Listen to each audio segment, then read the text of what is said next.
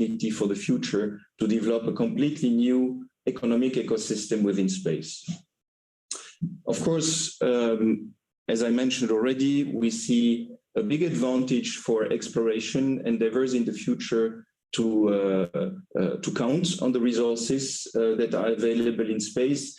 You see today we have to take everything with us, and the farther we go, the more complicated it becomes. And if we think now also to have a more permanent human presence on the moon and then later on Mars, I think it's just unreasonable to imagine all these missions without being able to use the resources where the humans will go. And then, of course, as you see, this is not exactly for tomorrow, but it's a long-term vision. But in the meantime, we also expect a lot on the short term with all the technologies that will be developed in this domain that could be valued on existing commercial markets. So what type of space resources are we talking about? In fact, here it's relatively broad.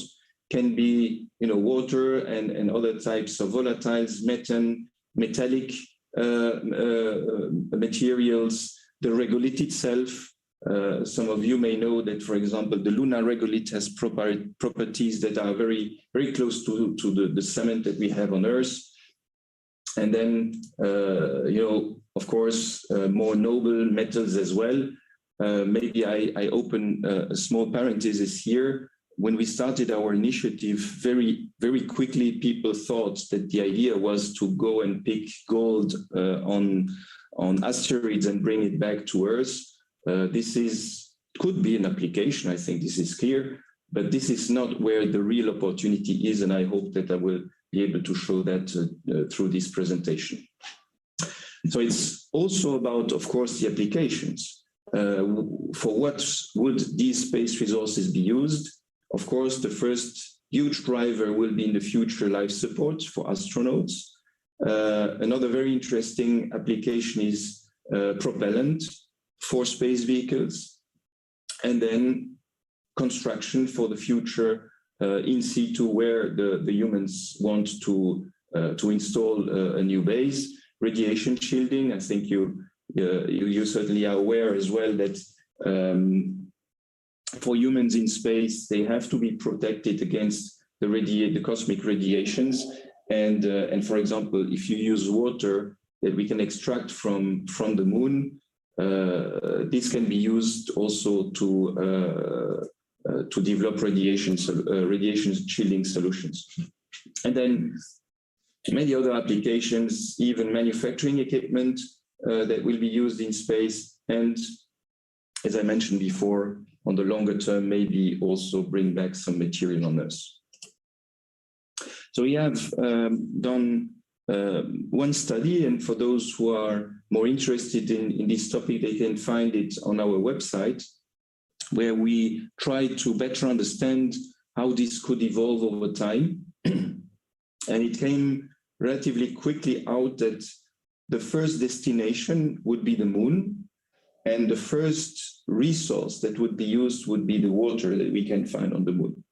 And then this would evolve towards other objects in the universe, for example, asteroids or Mars, and also to other types of materials.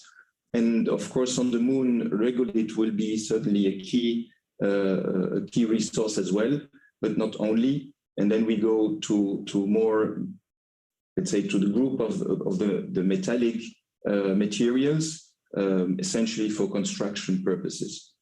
And you see here that we think that within the next decade, the first real use can take place. And of course, this will develop over the longer term, and hopefully in something like 20 years, we will be much more capable of using the resources in different places as well.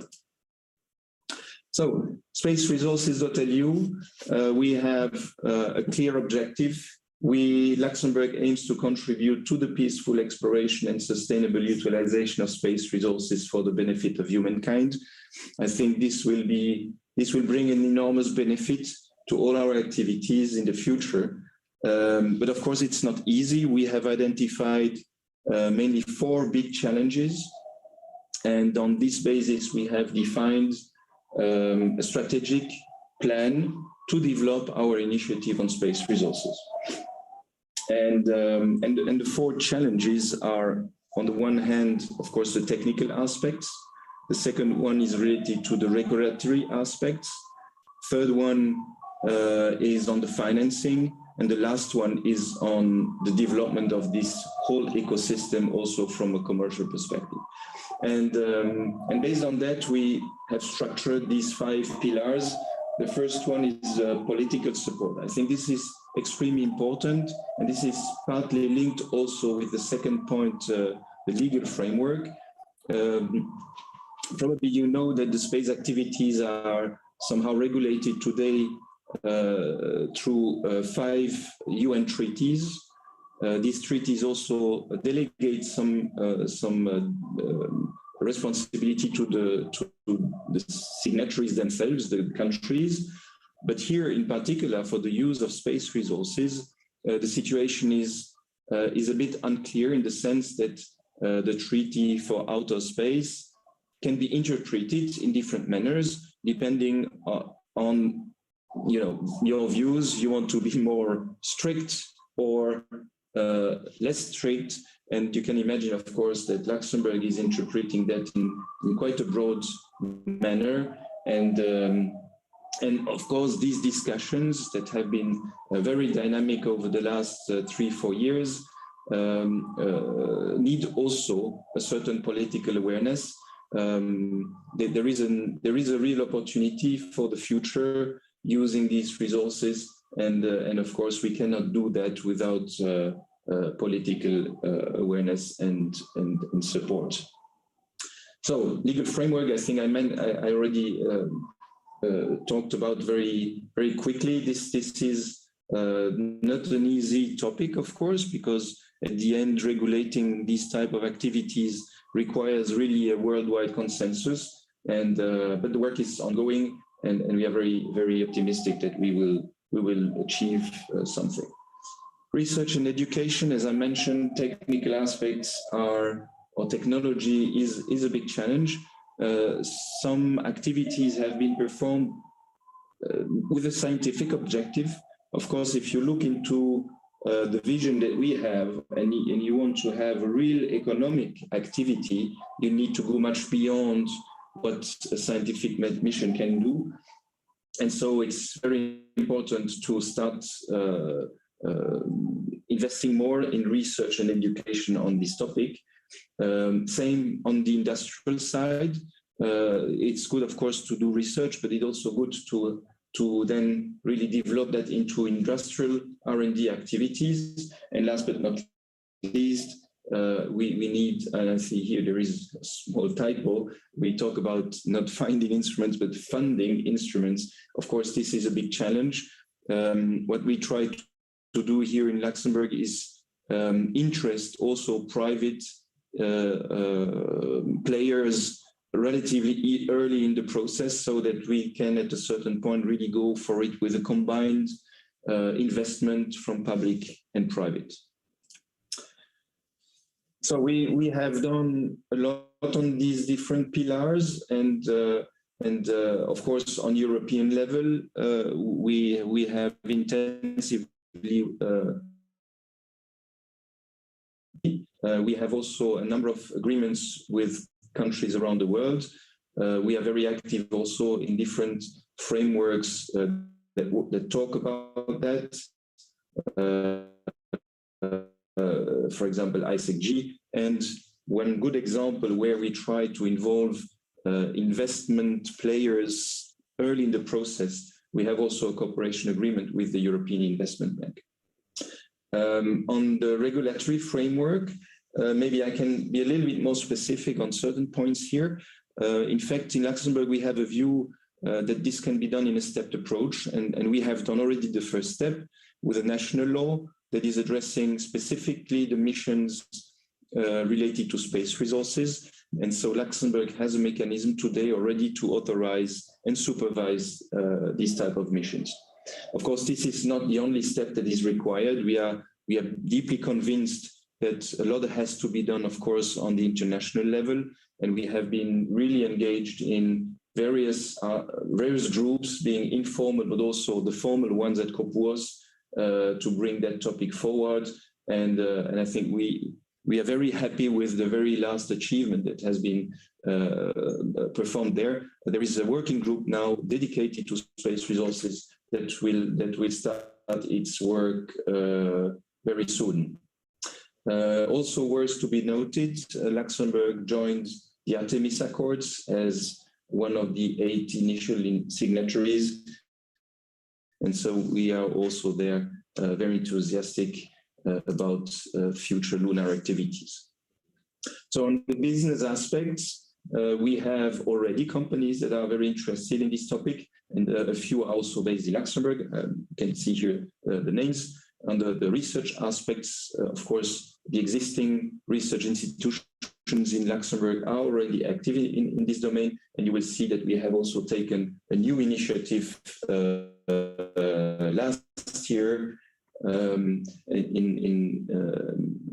creating the European Space Resources Innovation Center, but I also have a few slides on that later.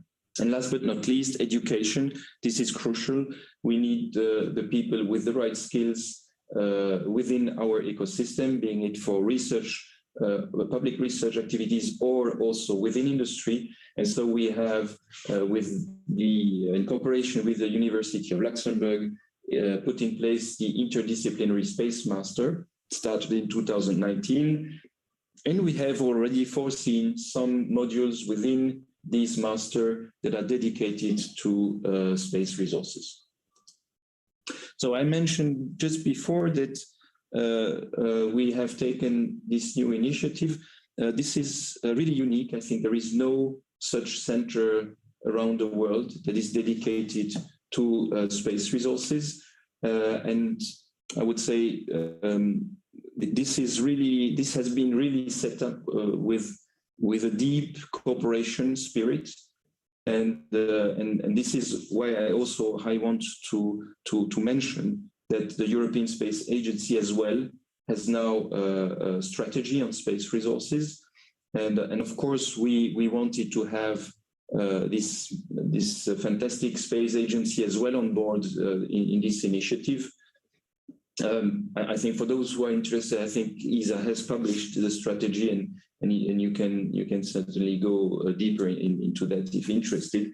And here in November 19, you see our former minister and the former Director General of ESA signing a Memorandum of Cooperation to set up this new research and innovation center on space resources.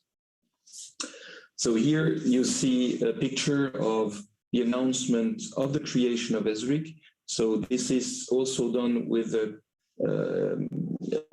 national research center, the list, and so here this enabled us, in fact, to start very quickly the activities as list is already established, and could then also host this nascent research and innovation center. So here you see a picture where it is today, and maybe a few words on what EZRIK is supposed to do. It has been built on 4 pillars. The first one, of course, is on research. It's important that we develop a capability and a pool of new knowledge on these aspects. There is already a lot running in various universities and research institutions, but what we have seen is that this is quite, distributed, and we had the feeling as well that these people felt sometimes a little bit alone. And I think here in this domain, of course, the center will do some research, but I think the important aspect is as well that we want really to federate the whole community of research. And you see there is also one pillar dedicated to that on community management. I think we need really to join forces here to bring this topic forward. The second pillar that is very important for us as well is the one related to business. And this is why also we have put innovation in the title of this center. We don't want just to have, let's say, this center reduced to do only research. I think we very quickly want that this research is, taken out, developed into innovative products and services, so that this can be also then converted in industrial activities on the longer term. And last but not least, the center will also have a platform to manage the knowledge base. So on the research part, of course, we cannot do everything.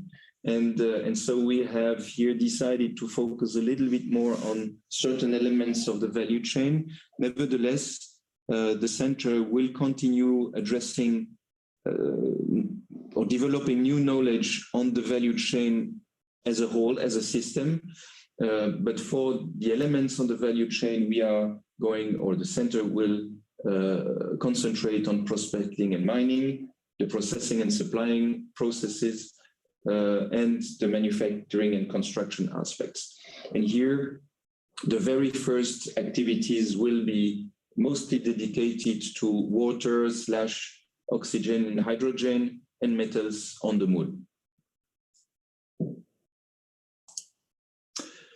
So we will also announce now next week the start of the incubator of the EZRIK. As I mentioned, it's very close to our hearts also, to have the research giving these new knowledge to industrial players and maybe also under the form of startups. And so we have created in an incubator program around EZRIK, and the announcement, if I'm not wrong, will be done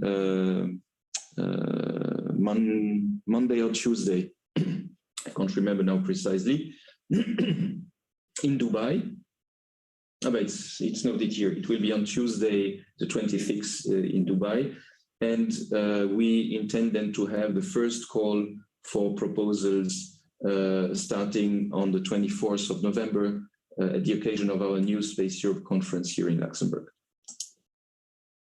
A very important event, and I mentioned that we want really to bring the people around the table here, being researchers in industries, politicians from all sorts of backgrounds, even people from the non-space sector. I think this is important here as well to mention. We have now had several editions of conferences, and this has evolved into what we have called now the Space Resources Week.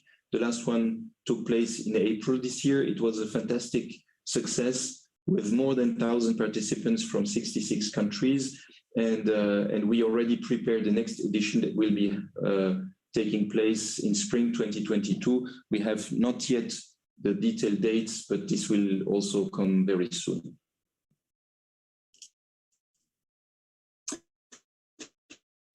An initiative that we have also taken within EZRIK is a challenge. This is done in cooperation also with the European Space Agency.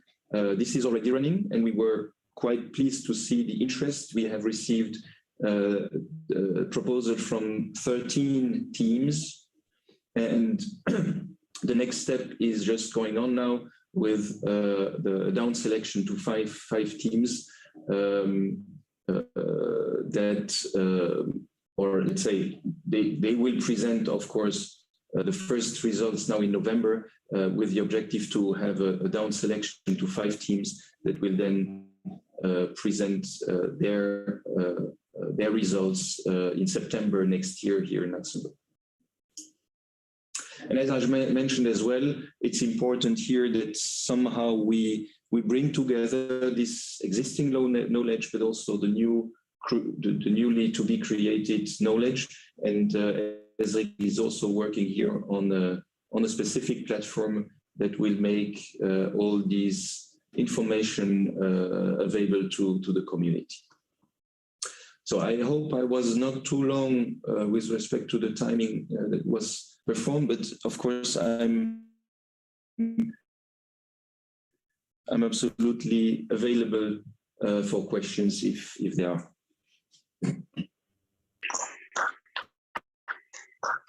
Okay. All right. Well, thank you, Mr. Serre. I don't know if you managed to hear it. There was a lot of applause here for this fantastic keynote. Questions? Anyone want to ask a question? I have a question over there.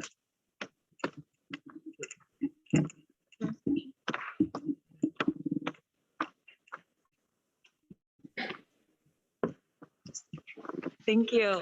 Hi, thank you so much. It's been really wonderful hearing about all the exciting work that you're doing in this important field. On Earth, resource extraction and utilization has often had a negative environmental outcome. I'm curious to hear if this is something you might be concerned about, and if you have conducted or considered conducting something similar to a space environmental impact assessment for resource utilization and extraction. Yeah, absolutely. I think this is definitely something we want to take care of.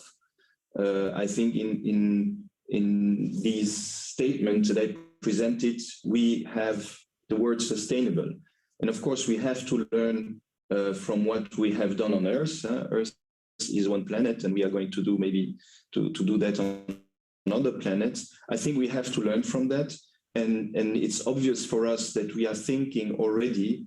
When we look at this value chain, and this will also be partly the, let's say, a certain focus for the EZRIK, is that we do that already today, we think it in a sustainable way. And for example, we have already looked into ways, to implement concepts like circular economy for this utilization of space resources.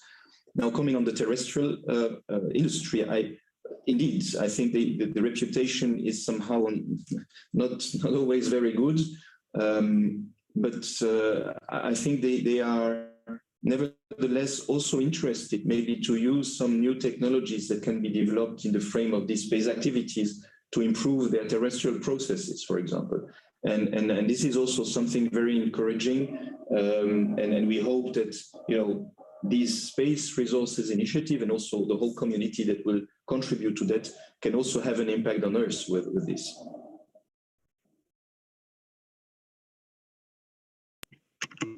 All right, thank you for this. Is there another question from Mr. Serre? One over there.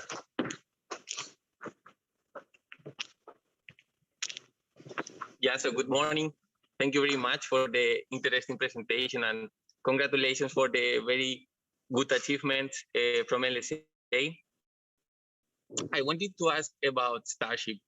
So SpaceX is claiming they could have Starship operational in a few years from now, commercially available with a 100-ton payload capacity to the moon. What do you think this could mean for the Luxembourg Space Agency and for the whole space resources ecosystem? It's of course an excellent question, because transportation is definitely a very interesting use case. And if you imagine for the future much more, let's say, transportation needs, I think reflecting about developing these use cases I mentioned also on refueling is certainly something that is worth. By the way, my understanding is that SpaceX is already reflecting on technologies related to refueling. That means that, yes, this could also have a positive impact. Of course, if you start having users, this will create a need, and this will be a driver to even develop quicker solutions for it.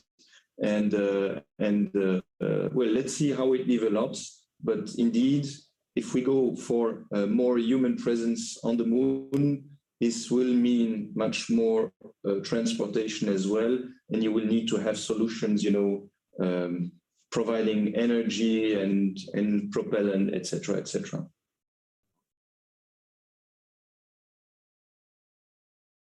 All right. Any other questions? Other questions? Are there any questions online? No questions online. All right. So let's get back to the chair.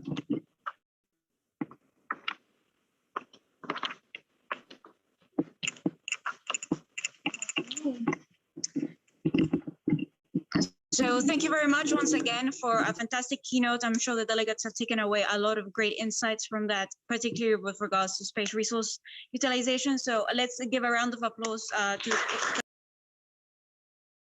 So thank you as well from my side. Of